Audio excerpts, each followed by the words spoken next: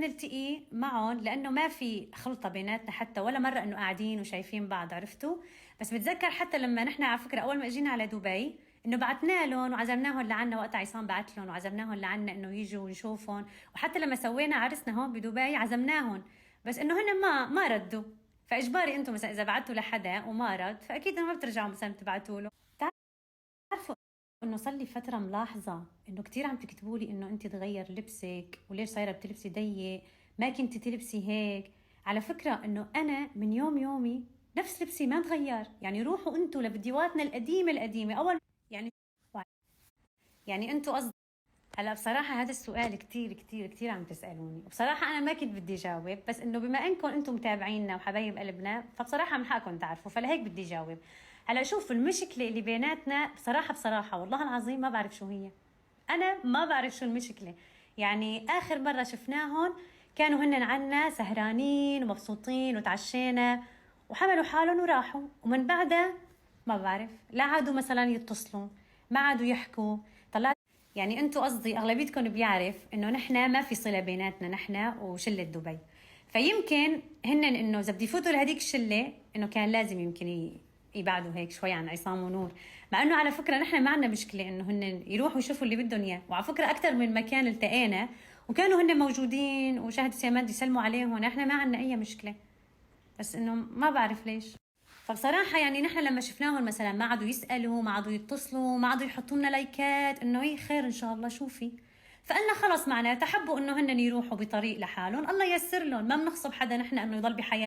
وصحيح في شغلة كتير كتير مهمة لازم تعرفوها، انه في ناس كتير صارت تقول انه نحن عملنا له الانفولو لانه راحوا على عيد ميلاد خالد ابن احمد وساري.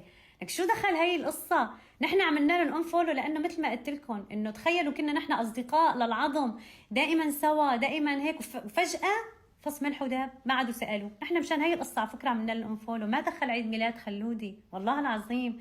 وبسمع انا طبعا انا ليش عم قلكم انه احمد وسالي اكثر الناس بيعرفوا انه مو مشان هالموضوع، لانه اذا بتتذكروا يوم القصه صاروا ينزلوا يعني قنوات انه الدراما بين سيمند وشهد، وصاروا يجيبوا قصه انه عيد ميلاد خالد. فوقت يعني اذا بتتذكروا عصام طلع بستوري وقال انه مو هي القصه السبب، وحتى على فكره عصام باعت على الواتساب لاحمد قال له انه كيفك احمد، انه شفت الدراما اللي صارت، انه والله مو يعني انتم مالكم علاقه بعيد ميلاد خالد الله يسلم لك يا وهيك.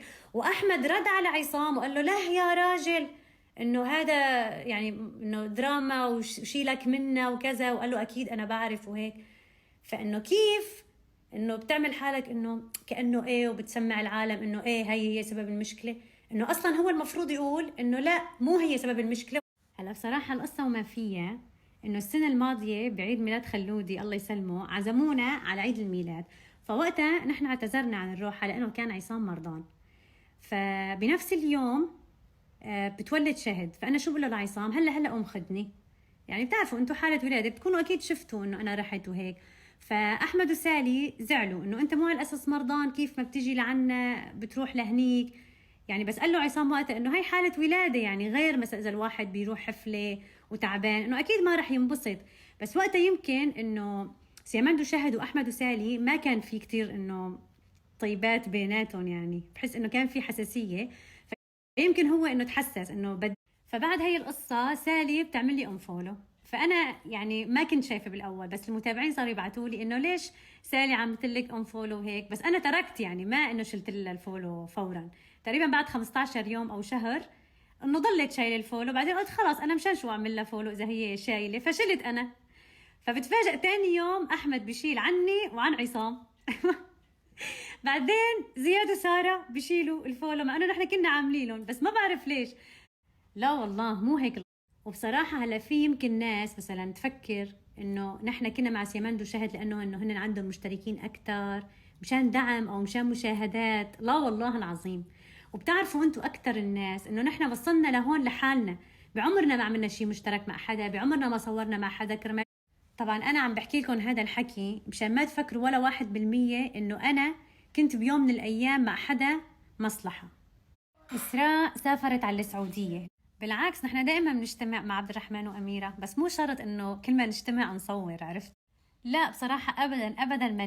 هلا زياد وساره ما بعرف شو دخلهم بالموضوع، بس لما احمد وسالي شالوا الفولو عنا، قام زياد وساره شالوا الفولو عنا، ما بعرف ليش، مع انه نحن ما كنا شايلين الفولو عنهم، يعني ما في شيء بيناتنا. بس يمكن هن متضايقين منا لانه وقتها هن عملوا برنامج على قناه ما بعرف شو.